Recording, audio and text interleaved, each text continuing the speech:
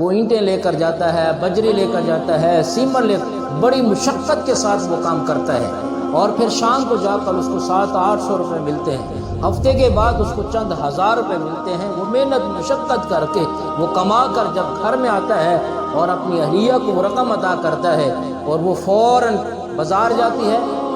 شاپیں کرنے کے لیے، فضول کپڑے خریدنے کے لیے، فضول بچوں کی چیزیں خریدنے کے لیے، فضول جس کی ضرورت بھی نہیں ہے وہ برتن خریدنے کے لیے، جس لباس کی ضرورت بھی نہیں ہے وہ لباس خریدنے کے لیے، اتنی وافر مقدار میں پھل خریدتی ہے، اور وافر مقدار کے اندر اور دوپٹے خریدتی ہے، وافر مقدار میں برتن خریدتی ہے۔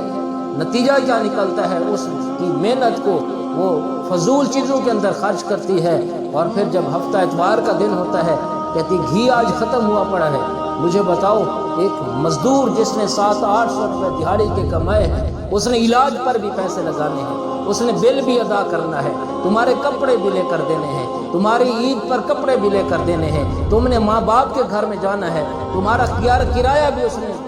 اپنے پاس رکھنا ہے، وہ کرایہ بھی ادا کرنا ہے، سفر کے اخراجات کو بھی وہ پورے کرنے ہیں، اور وہاں جا کر پھر وہاں ان کو کوئی گفٹ بھی ادا کرنا ہے۔ اگر خود بیمار ہو جائے تو دوائی بھی لینی ہے، بچہ بیمار ہو جائے اس کی دوائی لینی ہے، اہلیہ بیمار ہو جائے اس کی دوائی لینی ہے، اس کے والدین ہوں ان کی دوائی لینی ہے۔ یہ سارے کے سارے اخراجات اس اکیلے کے وہ ذمے ہیں، اور وہ محنت مزدوری کرتا ہے، اور آپ فضول میں پیسہ خرچ کر دیتی ہیں۔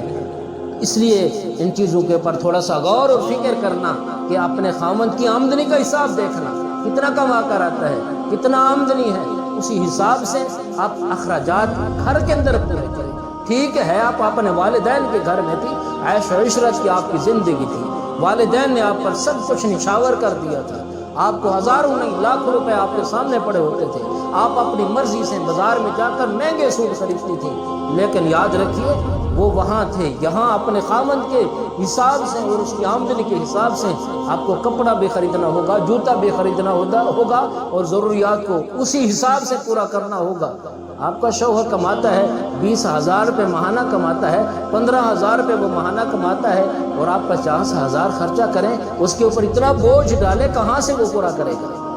کتنی اس کو تکلیف ہوگی، کتنا اس کو دکھ ہوگا۔ کیا آپ کو خبر ہے اس گرمی کی شدت کے اندر،